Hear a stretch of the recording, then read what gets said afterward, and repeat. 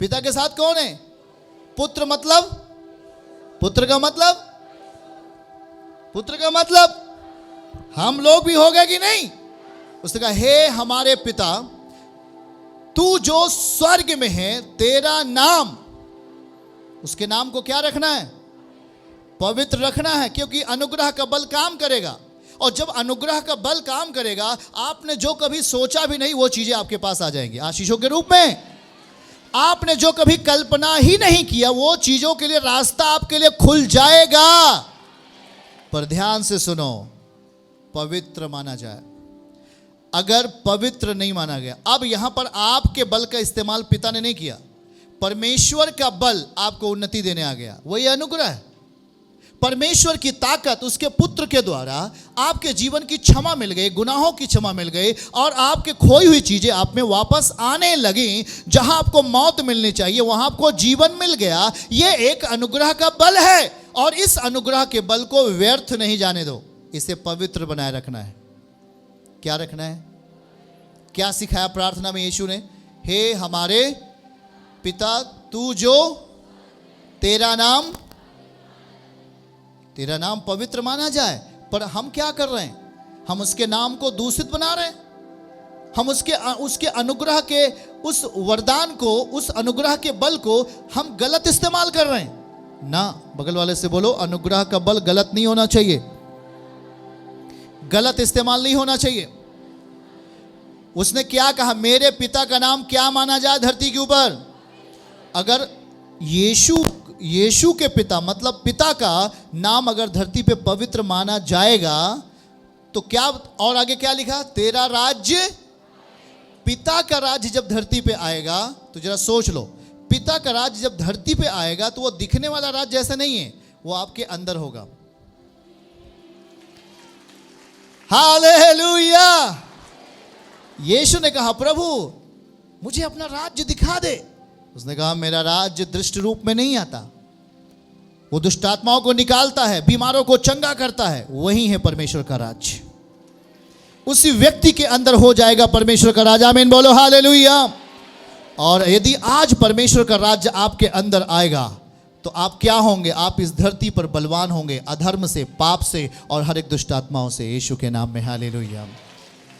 तेरा राज्य, परमेश्वर का राज्य क्या है? वचन में लिखा है, उसका राज्य बातों में नहीं, उसका राज्य सामर्थ्य में है। हाथ उठा के बोलो, मैं सामर्थी बन जाऊंगा, मैं आशीषित बन जाऊंगा।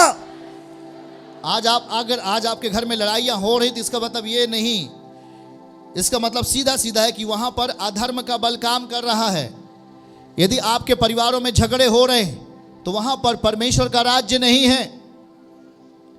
अगर वहां बुराइयां हो रही हैं वहां परमेश्वर का राज्य नहीं है। ध्यान से सुने, आप उस प्रार्थना का गलत इस्तेमाल कर रहे हैं, आप अनुग्रह का गलत इस्तेमाल कर रहे हो। यदि आपके परिवारों में व्यभिचार है, आपके परिवारों में लड़ाइयां हैं, बेवजह झगड़े हो रहे हैं, तो वहां अधर्म का बल काम कर रहा है। और उस अधर्म के बल को खत्म करने के लिए हमें चुप रहने की जरूरत है और प्रभु के सामने आने की जरूरत है। ध्यान से सुने, अगर आप में लड़ाइयां हो रही हैं, आप में झगड़े हो रहे हैं और आप में बेवजह लड़ाइयां आपके परिवारों में चल रही हैं, ईर्ष्याएं हो रही हैं, इसका ठीक ठीक ये संकेत है कि वहां पर परमेश्वर का राज्य नहीं है। और जिस समय परमेश्वर का राज्य आपके अंदर आ जाएगा, आपको कोई 1000 गाली देगा, आप चुप रहोगे। मुझे मालूम है आप शांत रहोगे। आमीन बोलो। क्यों मालूम है? क्योंकि अधर्म, अगर आप शांत रहते, यीशु आपके अंदर है, वो कभी भी अधर्म के साथ कंप्रोमाइज नहीं करता। मतलब अधर्म के साथ अधर्मी नहीं बनना चाहिए, हमें पापी मनुष्यों के साथ पापी नहीं बन जाना चाहिए। मतलब हमें उसके साथ उसके जैसा नहीं करना है। हमें परमेश्वर का राज्य अगर हमारे अंदर है तो धीरज धरो। बगल वाले से बोलो, धीरज धरो, धीरज धरो, रुको। अगली ही रात आप घुटना टेकोगे और फास्टिंग में आओगे, उपवास के साथ आओगे, और अगली सुबह वो झगड़ा मिटेगा यीशु मसीह के नाम में। हालेलुया। सीधा सीधा अगर आप प्रेयरफुल नहीं हो, आपका जीवन प्रार्थनामय नहीं है, अधर्म वहां बल पाएगा।